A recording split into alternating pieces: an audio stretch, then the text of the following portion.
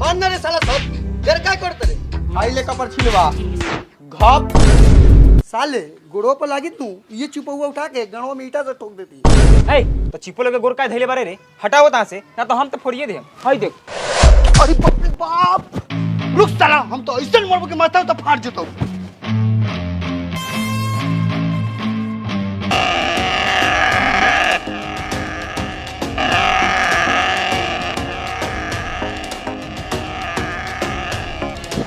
ओ भाई रुको कितना रुपए वाला बर्फ रख ले बारा 8 ना 1 रुपया 2 रुपया भाई बाकी बेचल। हाँ रात भर बर्फ फैक्ट्री में गाड़ लिवाइले आ दिन में बाकी बेचम। हो काय से बोलत रहो देखियो बर्फ पैसा न हो ए छट आवला की तो बर्फ गल जाए देखबे कथी पैसा ले खरीद लिए काहे नहीं बोलता रहो देखला से कोनो बर्फ गलले। पापा पापा आइसक्रीम खाएंगे। ओ तनी हमरा बाबू के एगो बढ़िया बर्फ खियावो त मलाई मार के। हेली मालिक रे तोरा महतारी के रे देखत नु बरा सरवा के लइका के चलो तनी ओकरा द्वार पर ओकरा बाप से बर्फ फगवाओ तनी हर एगो लिउ मालिक।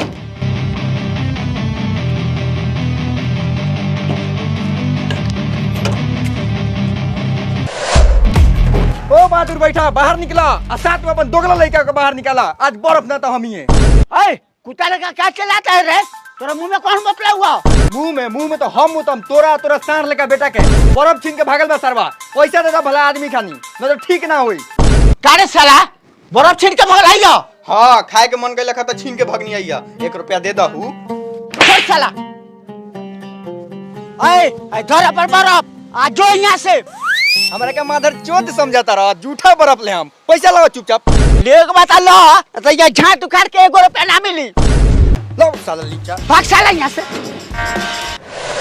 निकाल तोड़ी बहन करा के लोहा टीना प्लास्टिक टूटल फूटल बाल्टी शीशा शीशी केस न तो संपापरी वाला हो जाई रेस। जल्दी जल्दी बउआ लोग निकला अपना अपना दुआरी न तो संपापरी वाला बढ़ जाइए गाड़ी तो बाद में खइया अपना बाप के गाड़ी।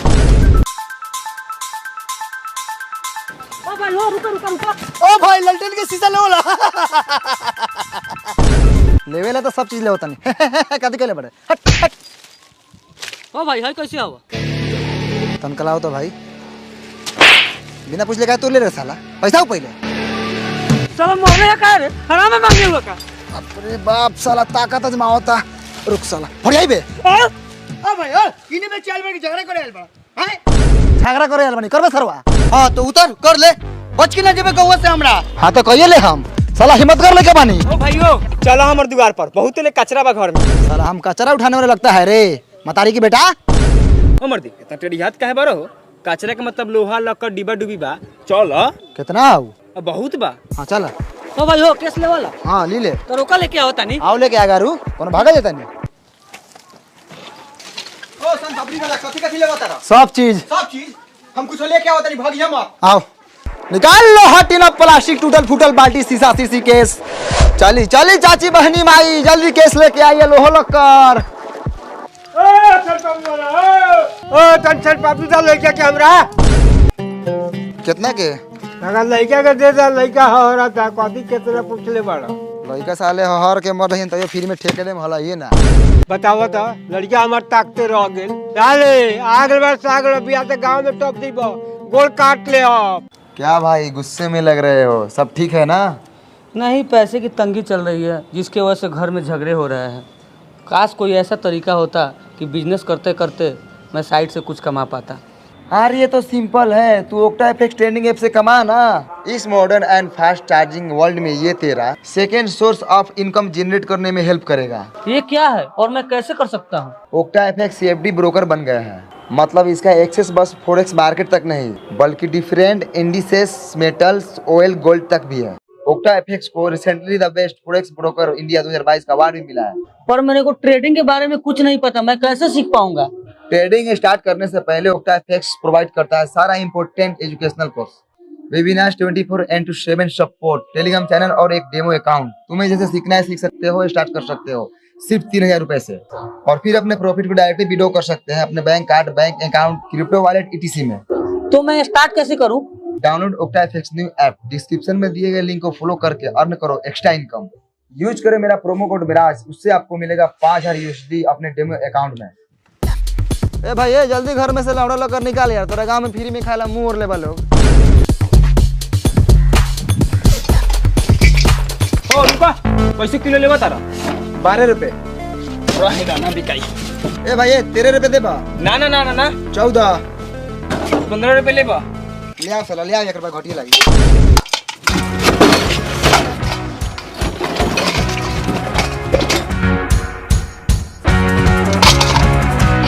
अरे देखा भाई कांटा सोच रखा, दोगलाई ना। ए भाई ईमानदारी के रोटी खाई ले, विश्वकर्मा छूले बानी। समाचार ओ भाई अगले ना मारा का देखो का किलो बा मतारी के बता लगे फेकला साले। तू ही नु कहला कि सब कुछ ली ले। साला सब कुछ में हाई बोरा बोरी ले। भाई हेकर कै रुपया देबो? साला गुहाई ने महकता लेटर में से ले बड़ा। 2 रुपया। हेकर 1 रुपया, 3 रुपया। भैया 2 रुपया के संपापड़ी दे द आ 1 रुपया के फोफी।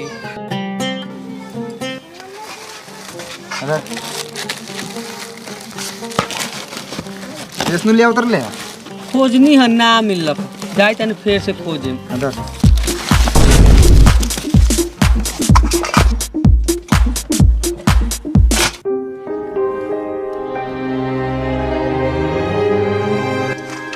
देख भाई 4.25 4.25 8.5 8.5 कर पे देबो। कहाँ से ले ले रे? डिब्बा जानल पहचान लगाता। घर से लेनी है और कहाँ से लेनी है? चोर पूछा तरह का कि तोरा बोरा में से निकाल लेनी है। भाई कैसा बाबरी होता हूँ। लाओ तई के लाओ। लाओ भाई 127 रुपया। अदर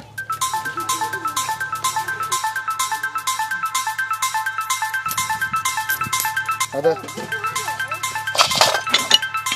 ओ भाइयो भाई फाटल हवा। तोरा के बैंक में से करेंसी निकाल के दिखा। फाटल हवा।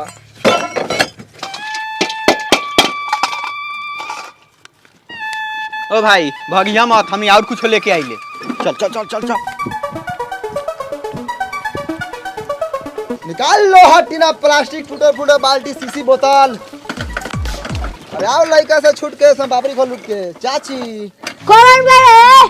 अरे सब बाबरी का बारी वाला। हम कथी करियो सर पबड़ी वाला बने तो बोल कथी हो? लोहा लक्कर सीसी बोतल बिकाई। बागन पदुआ के बेटा तो चुलिए में जोड़ के जार रखो दे। निकाल लो हटीना प्लास्टिक टूटल फूटल बाल्टी सीसी बोतल। ओ सब बाबरी वाला रुका। हई लमका कैसे बा? 1 रुपया। आई 10 का वो 1 रुपया। हई साला सब 1 रुपया। काहे मरले रे साला? तो तू करबे कथी? लार भके त गेवई बारे। ए साला रे, आ रुक रे साला के बेटा रे।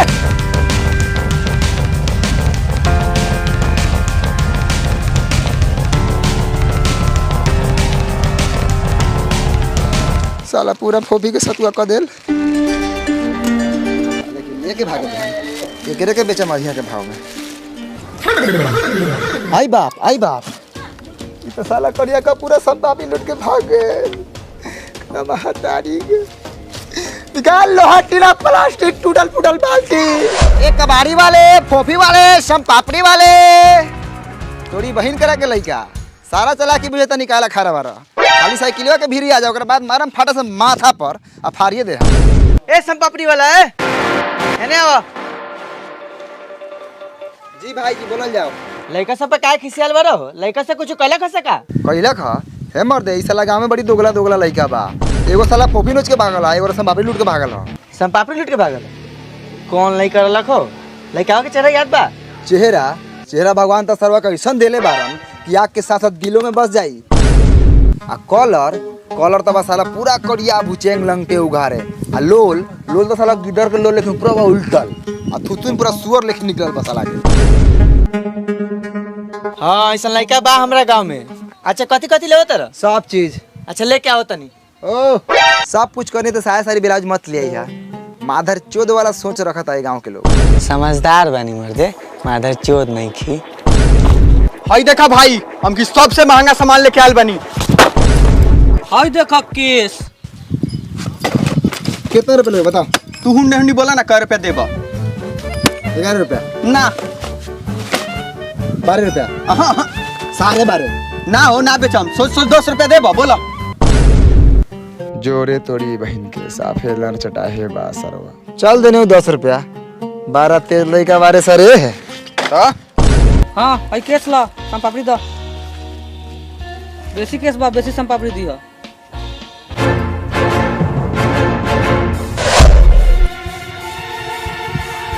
का रे साला, ये ऐठा टीयर मेरे केस कहाँ से ले रे? ऊपर से पाकलो बा। कहाँ से ले नहीं हो? साल भर से पखाना के मौका में जामर रखा हो, कहीं से ले नहीं है। का रे साला, हमें संगे संगे केस किनो लगे। अरे रे साला रे, तू पहले पैसा दे, हमर मुंह पर झाट काहे फेंक ले हो? अधर चल 10 उधर कोनो जान कर होगा रे। ओ हमर सम पापड़ी दो। साले का भाई का बोलो, खाली झगड़े करत रहत रह। है मर्द है, हई सरो हमसे झाट लेके बेची आयल बा। हाँ तो एक निकाज के धंधा बका, कितना झाट संपापड़ी वाले से खपा दे। हमें पाकलो रलवा का। हाँ मर्द है, आधे हाथ पाकल रखा।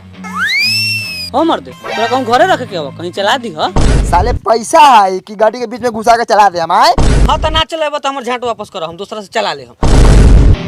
हाँ तो धर सरवा तू अपन झाट, अब भाग जल्दी यहाँ से, ना तो हमारा हम घींच के लात।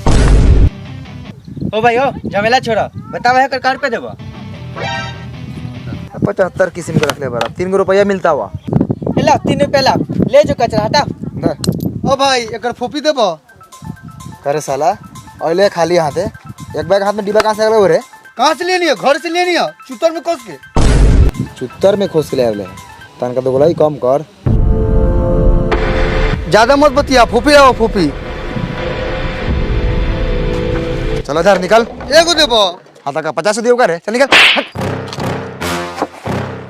ओ भाई मरिया म सिकरी लियल बानी चांदी के। लाओ साला, साले फोपी छीन के भाग रहा, बहुत खीस बरल रख। इधर खो आ मजा मार जो। ऐ साला बताओ पाइप केकरा से बेच लिया? हमरा खेत में पानी पटावे करो रखो, वो खेत वाला हमरा मुंह में गरम पानी पटावे तैयारी बा। ओकरे से बेचनी है।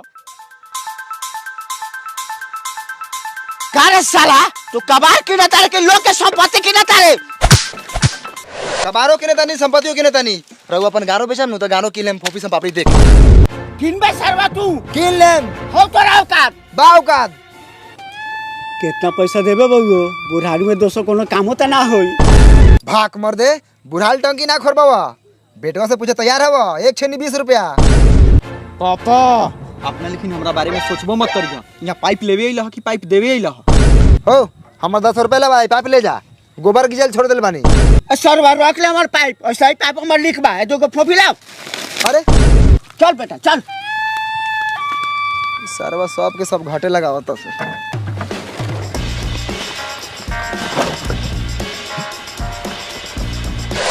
निकाल तोड़ी महतारी के लोहा टीना प्लास्टिक टूटल फूटल बाल्टी शीशी बोतल। ओ संपापड़ी बोलो। जी मलकिनी। आई लियो, आहे का संपापड़ी दियो। जी देवल जाओ। ई संपापड़ी वाला तनका बेसी दे, हमनी के साथ साथ दुगो लइको बा। हाँ बेसी कहाँ से दे दे हम, जवना हिसाब से सामान दे हम वही हिसाब से संपापड़ी दे हम। ए बड़ी निर्दया वाली जी, हमर लइका के अपने लेके समझू। अपन लेके कैसे समझ ली? रतिया के मेहनत करे हम यहाँ रही का। हाइलू ए लाओ। सुनी ना, केस झाड़ के रख ले बानी ले हम। हे महाराज कैसन केस? ए बढ़िया केस, कहीं से माथा झाड़ी ले तो निकलेला। अच्छा जी मलकिनी, हम थोड़ा कंफ्यूज रहा था, लोग जहाँ तहाँ के केस झाड़ के ले आओ तो बेच। ए भोसड़ी यार, हम खिड़की में कथी करता है रे? कथी करता ने? संपापड़ी वाला से संपापड़ी के तो यार कथी करे तो? ए साला संपापड़ी वाला, खिड़की में तू छिनराई करत रे? ए कथी बतिया तनी, अगर छिनराई करे के रहित नु तो झाड़ झुड़ के रहती क्रीम पाउडर लगा के। हम ये रुका नहीं है कि अपने रुका के कल ने संपापड़ी देवेला। रे साला तू लोहा लगा पीछे से लेके आगे से। हम पिछारू से ना ली ले, अगारू से ली ले, आई द्वार पे आई। आओ केना गेला हो, निकले दरबार से। काती झोकराई ने बतिया तरला हो। झोकराई ने तू कथी खिड़की में किनत बेचत रहा हो? है तोरे दुनु भौजाई ने रुका लो संपापड़ी किनेला। थोड़ा तमीज से बोला, वो में एगो बहिनो बा हमर। अच्छा कोनो बात नहीं है, काती बेचे के हवा?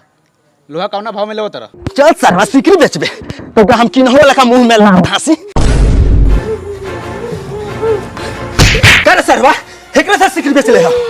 ये सारा सिकरी लेके एगो फोपी देला का कहो चानी के सिकरी लेके तुम्हें लड़का के फोंकी दिला हो दिलवा तो लेनी हा कोनो फ्री में फोफी ले लेवा हा ना ना ना एमे तोहर कोनो गलती नहीं के ई सरवा त एगो लड़का बा आ तू साले फोफी चानी के सिकरी फोफी चानी के सिकरी फोफी नानी बतानी के साले साला बेच लो दाम लेनी हा फिर साले बोलते बड़ा सिकरी वापस कर दे जान से मार दे हम हमारा ना से तो के जाना है ये अपन सिकरी धर हमू मरावा आ कद हमर फोफी वापस करेला फोफी काहे रे साला लेके दही पापा हो फोफिया का के तो होग देनी साले झूठ बोलबा इतना जल्दी एक पैकेट फोफी खा जेबा हाँ तो एक पैकेट फोफिया दो ना बता दिले कैसे खत्म कर ले हां आवा ना खत्म कर दा बतारी के बता के हवा अब ज्यादा बोला तारा जितना देर सिकरी रखले रहा ओकरा बदले में कटा गेल बा चल साला फोफी खाइए सन पापड़ी खाइए चल साला सिकरी बदल के फोफी खाइए साला केकर मुंह देखले बानी आज के दिने खराब बा बोलो भाई कथी बेचबा कुछ ना बेचम आगे बढ़ साला चोर चुहार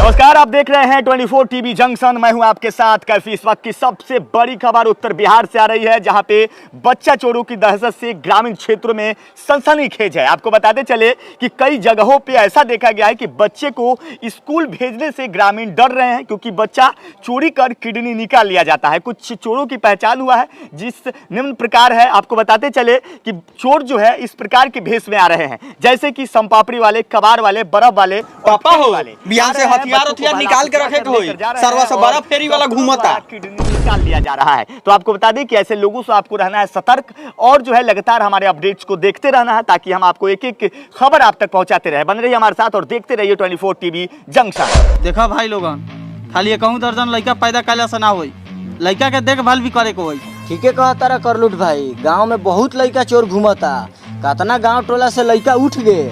निकाल लो हटिना प्लास्टिक, टूटल फूटल बाल्टी, सीसी बोतल, केस। बोलो जा चाचा भैया, लोहा लकर बिकाई। बोलत कहे ना बरा लियावा, बढ़िया भाव मिली। पूछो ना बिकाई, आगे बढ़ा आगे।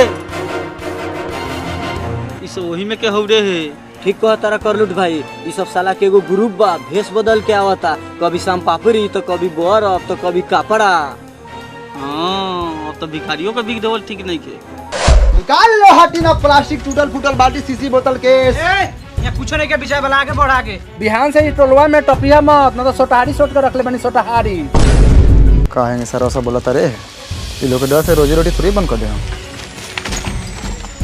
निकाल तोरा नानी के लो हटिना प्लास्टिक, टूटल फूटल बाल्टी, सीसी बोतल, केस।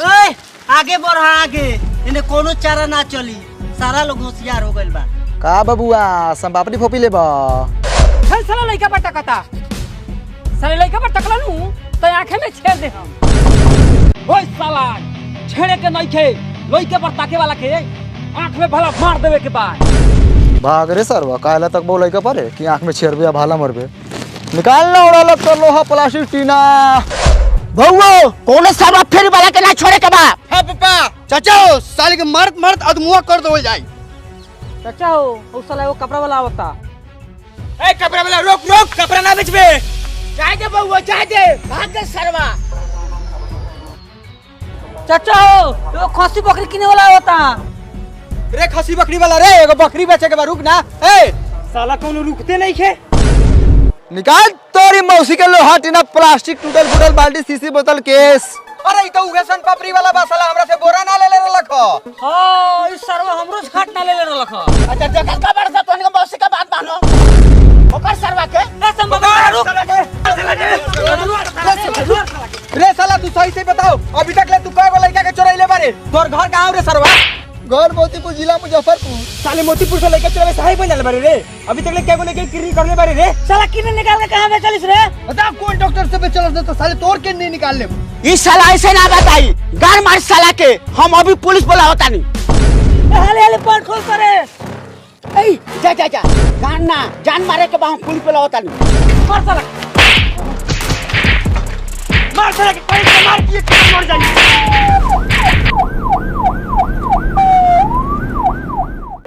नमस्कार, एक बार फिर से स्वागत है आप सभी का 24 टीवी जंक्शन पे। मैं हूं आपके साथ कैफी। तो आपको बता दें कि बच्चा चोरी के आरोप में बेगुनाह लगातार पिटाते जा रहे हैं। आपको ऐसा ही एक मामला दिखाएंगे। सबसे अधिक ऐसा मामला ग्रामीण क्षेत्रों में देखा जा रहा है। एक शख्स है जिसे हम अभी जेल से बेल करवा कर लाए हैं। इन्हीं से इनकी जुबानी सुनते हैं कि आखिरकार इनको ग्रामीणों द्वारा कितना पिटाई लगा था, क्योंकि ये देखने में तो बहुत शरीफ लगते हैं, सोमपापड़ी बेचते हैं, लेकिन बेगुनाह है। इन्हें ग्रामीण कितना पीटा, सीधा आप हमारे दर्शक को बताइए क्या कुछ पिटाई में लगा है आपको। भैया जी ओकनी के महातारी के ओकनी के नानी के ये न्यूज चैनल है, आप अपनी बातों को अच्छे ढंग से दर्शक तक रख सकते हैं, सरकार तक रख सकते हैं, क्योंकि ये न्यूज चैनल है। न्यूज चैनल तो हम कथी करो? बड़ी मार मारा है सरवा, हम नहीं डरता है किसी से। साला मोतीपुर में भिड़ा जाएगा, कुटी कुटी काट देंगे साला को। देखिए कितना बदतमीज आदमी है। हम जानते हैं कि ये बेगुनाह है। ए कैमरामैन, इसे फिर से जेल में डालो और बंद करो camera. Download OctaFX new app, description में दिए गए लिंक को फॉलो करके अर्न करो एक्स्ट्रा इनकम। यूज करें मेरा प्रोमो कोड मिराज, उससे आपको मिलेगा 5000 USD अपने डेमो अकाउंट में।